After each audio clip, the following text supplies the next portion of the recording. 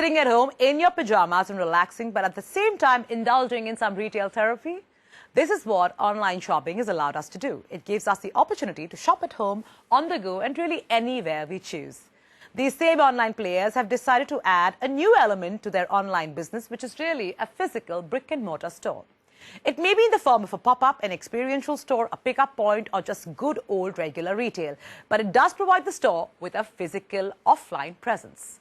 While several stores have decided to launch a physical presence, there are others who are content sticking to what they do best, which is really e-commerce. The question we're asking is the launch of a physical retail presence necessary in the Indian context, or is it just a waste of capital given the already overstretched financials of e-com companies? Vijay finds out.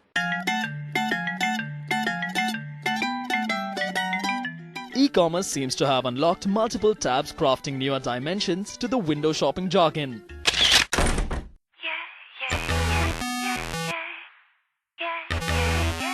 From shoppers eyeing the at a store near you board, they are now waiting for the pop-up window on their screens to read, click on the nearest tab. However, even though the global reach of the World Wide Web has been growing fourfolds every passing day, the need to stay grounded is not yet a lost virtue in business.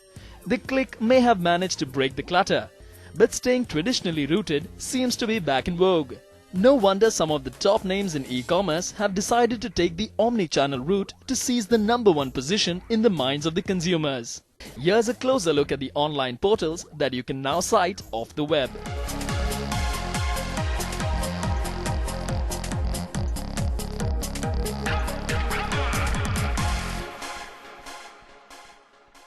Globally, are there a lot of such models where online have gone offline? There aren't too many, right?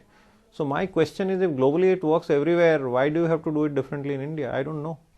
My sense is in India, people want results much faster than probably they have done it globally. And so when you want results faster, you're trying to accelerate, and we'll have to see whether it works. Caught in the dictionary of the outmoded is the phrase "seeing is believing." The nouvelle marketing theatrics demands the need of the experiential entity on the vanguard. No wonder, despite the online boom, online sites are scrolling their way into the offline world. More than a marketing tool and an additional sales channel, hitting ground zero is the newfangled way to advertise for these players. Globally, however, few brands have taken to this, barring a handful such as Grana, Bonobos, Warby Parker, and more recently e-com giant Amazon.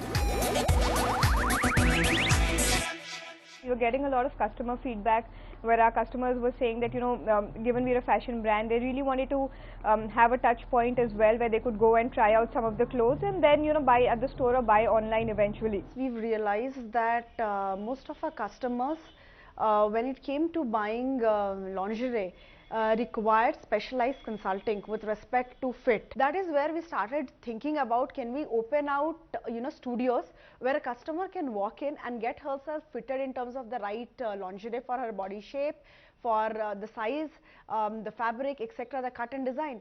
And most customers thought that this was a fantastic idea. So the brand discovery process still owes, offline plays a very important role in that part.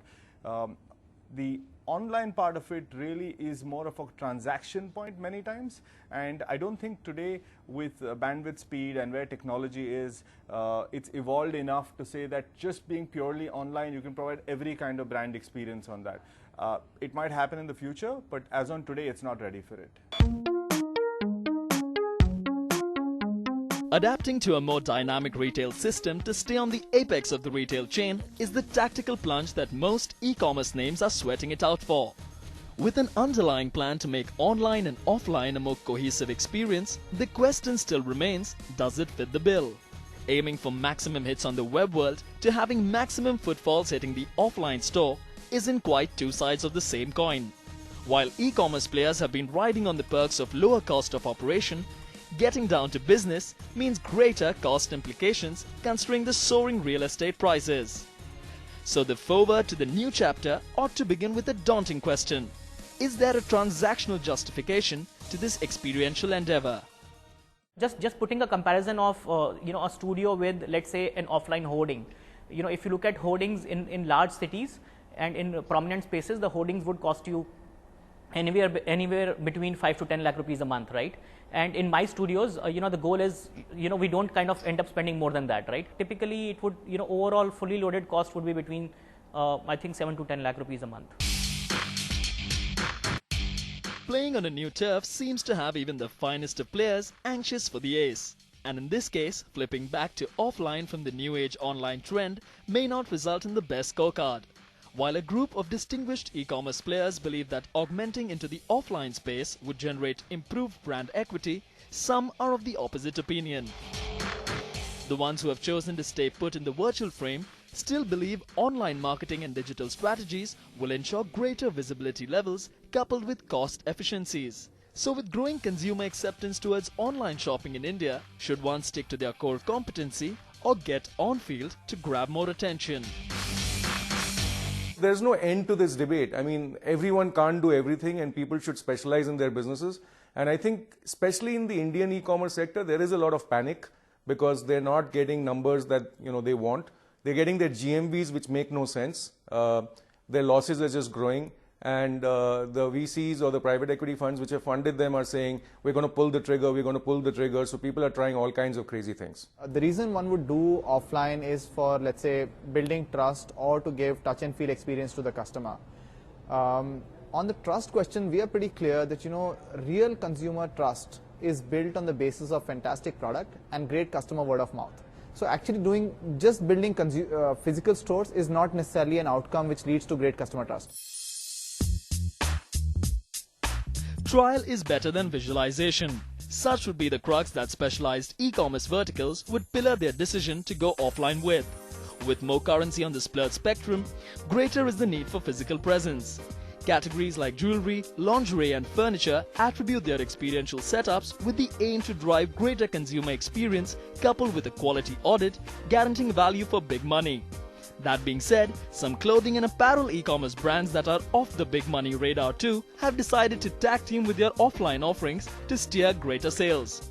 The move is courageous, and while one can safely tip one's hat for the sheer bravado, the question that seems to be in most minds is whether the payoff will equal the grandeur of their move.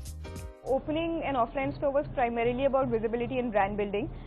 Being at the right locations, being seen by the right customers who typically shop online from us is what is more important to us than treating it as just a distribution channel. So for us, whereas we'll continue to be online first, the idea is to build the brand by being present in key offline locations.